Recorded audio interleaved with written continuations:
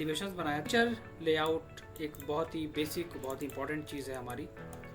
Furniture layouts में हमारे पास जितना भी ओवरऑल प्लान होता है, उस प्लानिंग में हमें मेंशन करना होता है फ्लोरिंग की डिटेल, फर्नीचर की डिटेल को। जैसे कि क्या, जैसे कि कहाँ पर हमारा बेड है, कहाँ पर टीवी यूनिट है, कहाँ पर हमारी वार्डरोब है, वॉशरूम में आपने क्या डिज़ाइन दिए हैं, डाइनिंग में आपने क्या क्या चीज़ें दी हैं, ड्राइंग रूम में क्या दिया है, ओवरऑल सारे फर्नीचर्स को देना पड़ेगा। तो इसके लिए कैट ब्लॉक मैं शेयर कर दूंगा सभी लोगों को। दूसरा, इसके लिए हमें पता होना चाहिए कुछ स्टैंडर्ड साइजेस के बारे में। हमको पता होना चाहिए कि क्या क्या साइजेस होते हैं स्टैंडर्ड, इसके बारे में मालूम होना चाहिए। तो स्टैंडर्ड साइजेस की भी PDF, उनकी डिटेल्स मैं फॉरवर्ड करूँगा। उसमें क्या क्या मिलेगा, मैं एग्जांपल लेता हूँ। जब आप उसको देखेंगे तो उसमें कुछ चीज़ें उन्होंने बताई गई हैं, जो चीज़ें हम लोग फॉलो करते हैं। उन्होंने वहाँ पर जी, जो मैंने ड्राइंग भेजा हूँ उसमें क्या कमी रहेगी? अभी कमी मैं बताऊँगा देख के, वो मैं देखूँगा, डोंट वेरी, वो सारी चीज़ें मैं बताऊँगा आपको, है ना, वो बाद में बताऊँगा। पहले क्लास में डिस्कस करेंगे तो टाइम निकल जाएगा, इसलिए बताऊँगा मैं आपको, ठीक है। तो इसके बाद हमको पता होना चाहिए यहाँ पर बेड के साइजेस के बारे में। तो यहाँ पर आपको ओवरऑल डिटेल पूरी मिल जाएगी। King size bed measure 72 × 78 inches का and are suitable for master bedroom that are at least 12 feet wide. 12 feet से बड़े होते हैं, उनके लिए हमारे पास ये साइज़ कंफर्टेबल है। क्वीन साइज बेड हमारा मेज़र करता है इस साइज़ का एंड सुटेबल फॉर कॉम्पैक्ट या smaller bedroom. Single bed measures करता है ये स्टैंडर्ड्स हमारे हो गए। तो स्टैंडर्ड के बेसिस पे जो आपका रूम आएगा, उसी के बेसिस पे आप उसको हर एक पार्ट को मेंशन करते हुए चलोगे। आपको वहाँ पर हर एक चीज़ के बारे में पता होना चाहिए। आपको मालूम होना चाहिए the most common way to separate 2 single bed is by inserting a shed. 2 bed के बीच में आपको एक शेयर करना पड़ेगी, डालनी पड़ेगी एक bed side table between. The distance between 2 single bed should be at least 3 feet. अगर आप 2 बेड मेंशन कर रहे हो तो उनके बीच का डिस्टेंस मिनिमम आपका कितना, 3 फीट होना चाहिए। The minimum clearance on the other side of the single bed या even double bed should be around 24 inches so that it is convenient to make the bed।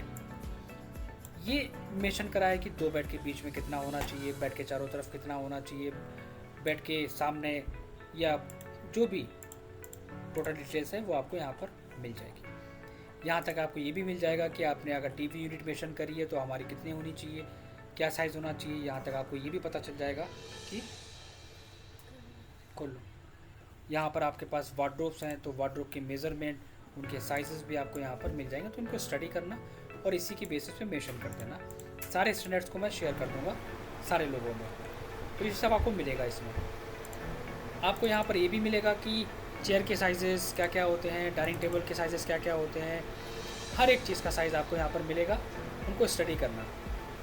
यहाँ पर आपको मिलेगा क्या, यहाँ पर आपको देखने को मिलेगा square dining table, round, counter height, bar table, सब चीज़ मिलेगी। तो इसको आप नोट डाउन करके अपने पास रखेंगे, मैं इसको शेयर करूँगा।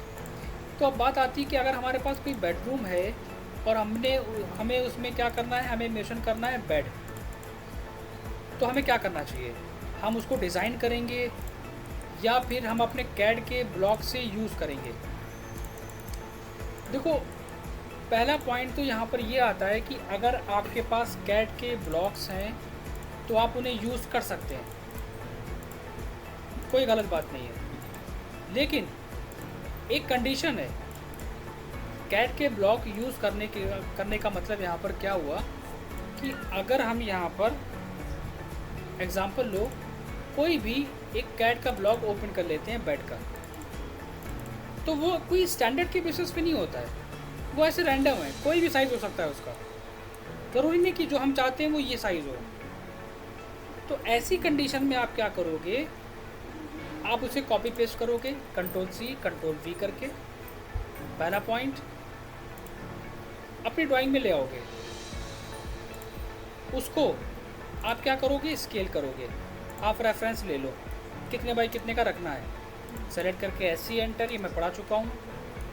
पॉइंट देके R enter, reference first second, P enter करके फर्स्ट पॉइंट सेकंड पॉइंट। तो ये 6 फीट हो तो गया, लेकिन इसकी दूसरी साइड 6 फीट की नहीं होगी। अगर आप इसको मेज़र करेंगे तो आप इसको मेज़र करके देख सकते हैं कि वन साइडेड तो दिखा रहा है, लेकिन अदर साइड 4-6 है। फिर क्या करना चाहिए हमें ऐसी कंडीशंस में?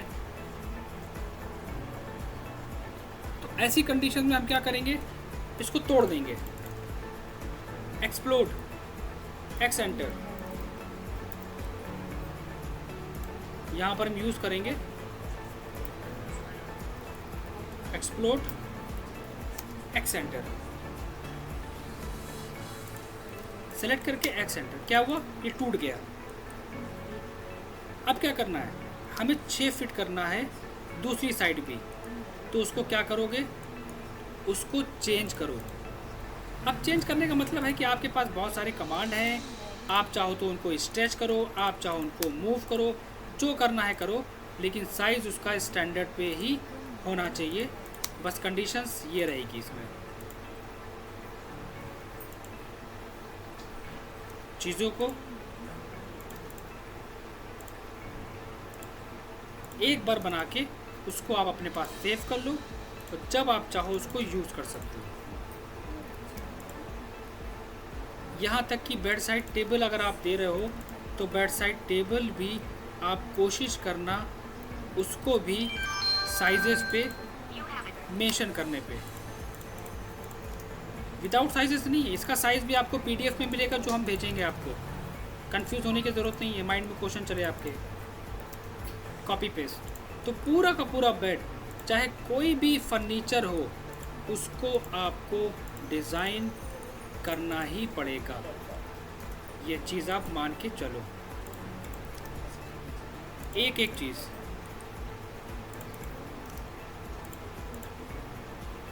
हाँ, कुछ डेकोरेट करना है तो आप डेकोरेट कर सकते हो। आपको साइड टेबल देनी है, लैम्प देना है, अब मेंशन करो, वो कोई दिक्कत नहीं है। इसको कुछ भी बनाओ चलेगा, कोई दिक्कत नहीं है। जैसा डेकोरेट करना है करो, उससे भी कोई मतलब नहीं है हमें। लेकिन बेसिक आपका स्टैंडर्ड पे होना चाहिए। पैटर्न डालना है, पैटर्न डालो। पिक पॉइंट, कलर देना है, कलर दो, कोई इशू नहीं। साइजेस से कंप्रोमाइज़ नहीं, वो चीज़ गलत हो जाएगी।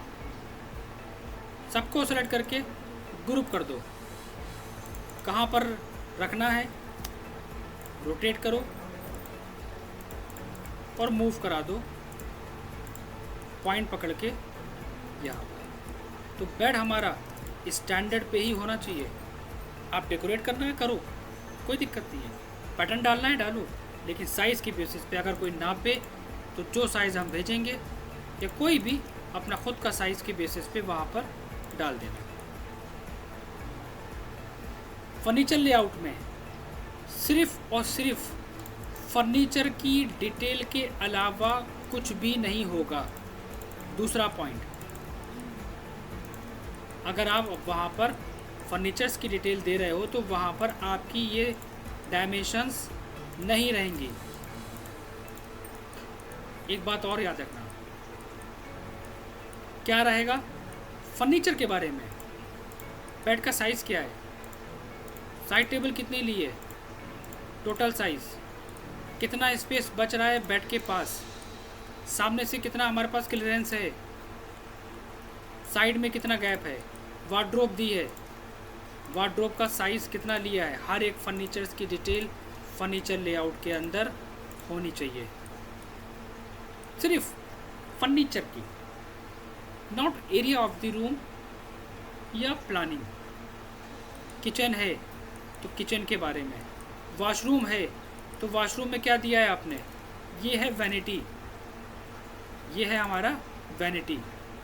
वॉश बेसिन जहाँ पर देंगे उसको हमने यहाँ पर डिज़ाइन करके रखा है, उसका साइज़ कितना है, उसको मेंशन करो, वो इम्पोर्टेंट है। क्या साइज़ WC का दे रहे हो, इसकी भी अलग अलग कैटलॉग के बेसिस पे साइज़ होते हैं। कितना स्पेस बच रहा है, यहाँ तक कि डाइनिंग टेबल अगर मेंशन कर रहे हो तो डाइनिंग टेबल का साइज़ अगर आपने स्टैंडर्ड लिया है तो उसको भी आपको मेंशन करना पड़ेगा। क्या बताना पड़ेगा, ओवरऑल साइज़ कितना कवर हो रहा है, टेबल का साइज़ हमारा कितना है, टोटल कितना हमने कवर करा है, हर एक पार्ट की डिटेल। यहाँ तक डाइनिंग टेबल के बाद कितना स्पेस है, साइड से कितना स्पेस बच रहा है, ताकि आगे जाके अगर आपको किसी चीज़ को डेकोर करवाना है तो आपको पता रहे कि स्पेस के बारे में कि क्या क्या हमारे पास स्पेस है टोटल। ड्राइंग रूम दे रहे हो तो ड्राइंग रूम के अंदर भी आप चीज़ों को कैट के ब्लॉक यूज़ करो। कैट के ब्लॉक यूज़ करने की कोई दिक्कत नहीं है, लेकिन वो कैट के ब्लॉक स्टैंडर्ड डायमेंशंस के ऊपर होने चाहिए। कोशिश करो चीज़ों को डेकोरेट करने की। अगर समझ में ना आए तो रेफरेंस लो, आइडिया लो।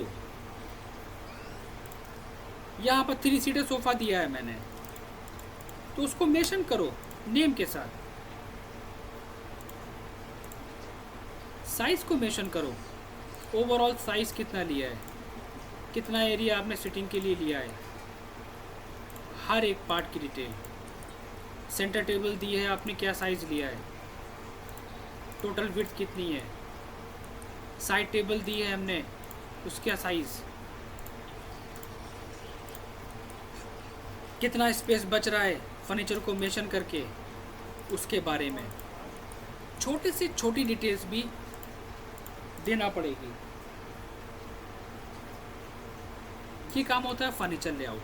फर्नीचर लेआउट का काम क्या होता है, ओवरऑल फर्नीचर्स की डिटेल्स को मेंशन करना। किसके बेसिस पे, स्टैंडर्ड के बेसिस पे जो हम आपको फॉरवर्ड करेंगे। तो यहाँ पर आप ग्राउंड फ्लोर और फर्स्ट फ्लोर का फर्नीचर पूरा मेंशन करेंगे नाम डाल के, फर्नीचर लेआउट के नाम से। तो ये आपका एक डिटेल ऐड हो जाएगी उसी शीट के अंदर, कुछ इस तरह। इसी के साथ एक काम और होता है, एक डिटेल और होती है जो कहलाई जाती है फ्लोरिंग लेआउट की। फर्नीचर लेआउट का काम क्या हुआ, फर्नीचर दिखाना।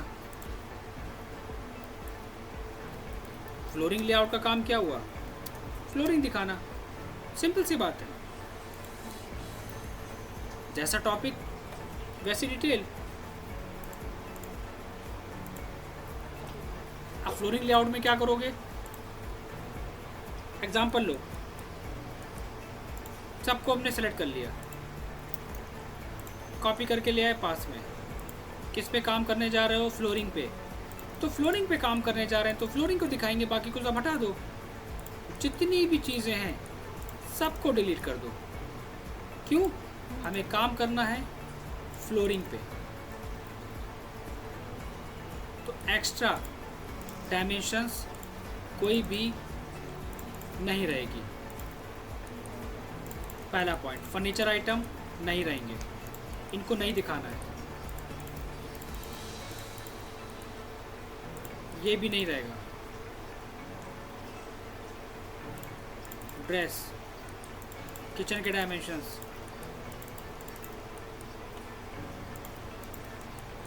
डाइनिंग के सारी डायमेंशंस, सब एक एक पार्ट को डिलीट करो। इसको हमें शो कराना है फ्लोरिंग के बारे में, तो ओवरऑल फ्लोरिंग की डिटेल्स।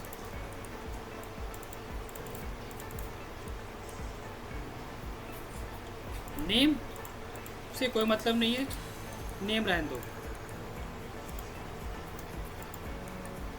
क्या रहेगा, सिर्फ नेम रहेगा, बाकी सारे चीज़ें हटा दो, सारे एक्स्ट्रा पार्ट।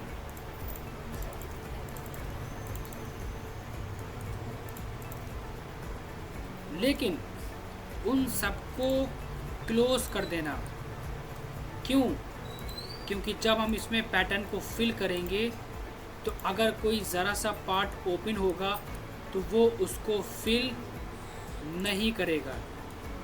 तो सारे एरिया आपके क्लोज होने चाहिए, इस चीज़ का आप ध्यान रखेंगे बहुत अच्छे से। सारे एरिया बंद कर दो ताकि हैचिंग करते वक्त कोई भी एरिया ओपन ना रहे। पॉइंट नंबर 2, जो फ्लोरिंग डिटेल होती है वो फ्लोरिंग डिटेल हमारी पूरी टोटल हमारी किसके बेसिस पे होती है? रिक्वायरमेंट के बेसिस पे होती है, जो क्लाइंट सेलेक्ट करेगा। नंबर 2, वो पूरी की पूरी डिटेल हमारी कैटलॉग के बेसिस पे जो वो चूज़ करेगा। कैटलॉग्स मैं फॉरवर्ड कर दूंगा सभी लोगों को, सब लोग इसको देखेंगे और इसी के बेसिस पे मेंशन करेंगे कि क्या क्या डिटेल्स हम दे रहे हैं। एग्जांपल लो, आपको फ्लोर में मटेरियल डालना है तो आप कैटलॉग में आइए, यहाँ पर बहुत सारे मटेरियल्स पड़े हुए हैं, उसमें से सेलेक्ट करो। क्यों? चीज़ें वो सेलेक्ट करके डाली जाती हैं जो मार्केट में इजीली मिल जाएं।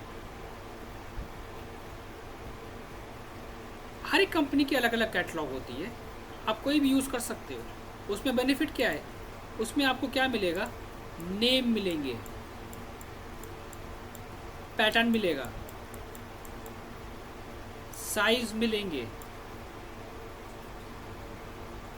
कैटलॉग से बेनिफिट, कलर सिलेक्शंस मिलेगा, कौन सा यूज़ कर सकते हो, रेफरेंस मिलेगा, ग्लॉसी है या मैट फिनिश है वो मिलेगा, थिकनेस मिलेगी। तो ये क्या हुआ? ये इजी हो गया कि हम अपनी फ्लोरिंग में क्या देना चाहते हैं, ये पैटर्न। तो उस पैटर्न का नाम पता होना चाहिए। अगर आप कोई डिफरेंट यूज़ कर रहे हो तो उसका नाम पता होना चाहिए, उसका थिकनेस, उसका ग्लॉसी या मैट फिनिश। तो जितनी भी मैं कैटलॉग दूंगा वो सारी आप देख लेंगे और उसी के बेसिस पे चूज़ करके आप देंगे, चाहे वुडन हो, चाहे स्टोन हो, आपका मार्बल हो, ग्रेनाइट हो, टाइल्स हो, कुछ भी हो, उसी के बेसिस पे। तरीका क्या होता है? एग्जाम्पल लेते हैं, वॉशरूम में क्या देना है? वॉशरूम में हमें टाइल देना है। वैसे तो अगर आप लोग टाइल को बनाएंगे मैन्युअली और मेशन करेंगे तो ज़्यादा अच्छा रहेगा, लेकिन अगर इतना टाइम नहीं है तो आप यहाँ पर पैटर्न डाल सकते हैं। Size,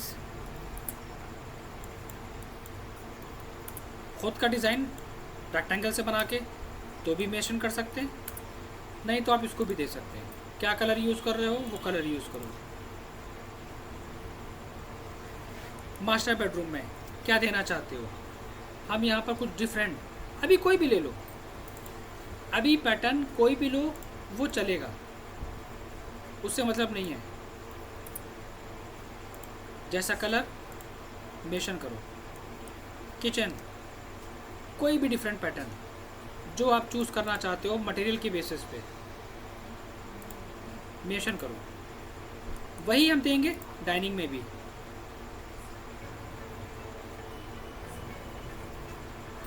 enter. ड्राइंग रूम, बिल्कुल डिफरेंट पैटर्न सेलेक्ट करो।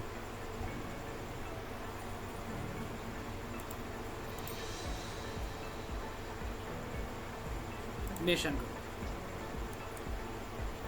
अगर आप यहाँ पे भी कुछ डिफरेंट पैटर्न देना चाहते हो तो वहाँ भी आप इन सारे ऑब्जेक्ट को डिलीट करके मेंशन कर सकते हैं। हर एक एरिया को 1 बाय 1 आपको देना पड़ेगा। आगे जाके हम एक चीज़ पे डिस्कस करेंगे कि हैचिंग के अंदर डिफरेंट साइजेस को कैसे मेंशन करना है, मतलब अलग अलग पैटर्न हमें कैसे डालना है, ये मैं आगे डिस्कस करूँगा। इस पर कलर इफेक्ट डिफरेंट करो ताकि वो पैटर्न बिल्कुल डिफरेंट लगे पहले वाले से।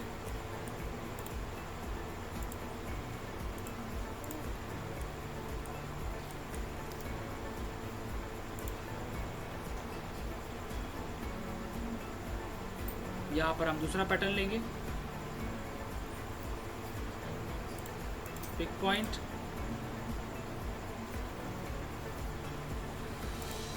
And close. तो अब इसके बाद जो इम्पोर्टेंट पार्ट है वो क्या है कि अगर आप किसी फ्लोरिंग की डिटेल दे रहे हो तो आपको बनाना पड़ेगा इसका टेबल, इसका चार्ट। वहाँ पर आप दोगे मटेरियल की डिटेल। कैसे दोगे? एग्जाम्पल लो, आपने कहा कि हम अपने बेडरूम में ये मटेरियल यूज़ करेंगे। आप क्या करोगे, उस मटेरियल का अपने कंप्यूटर या लैपटॉप से स्नैप टूल की हेल्प से एक फ़ोटो कैप्चर कर लेंगे, कुछ भी थोड़ा सा, उसे आप सेव कर देंगे डेस्कटॉप पे।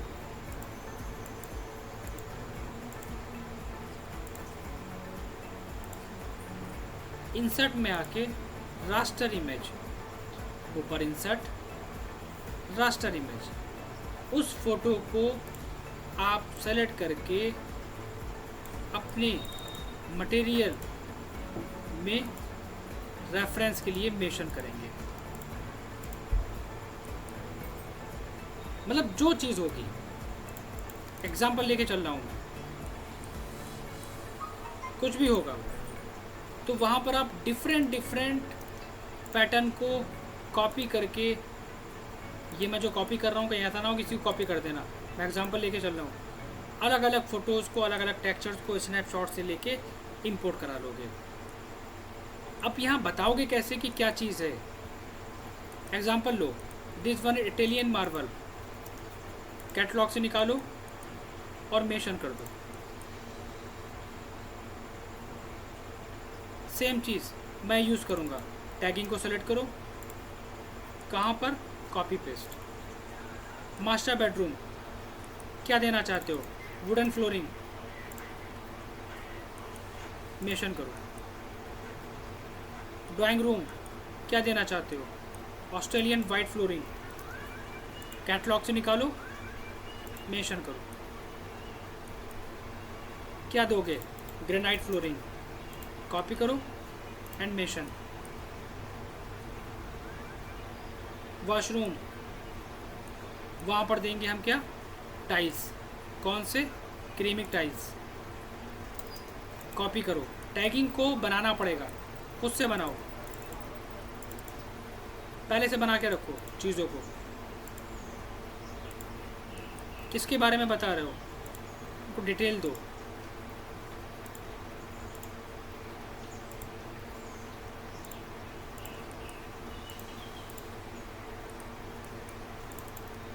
कुछ इस तरह सेलेक्ट करो एंड मूव।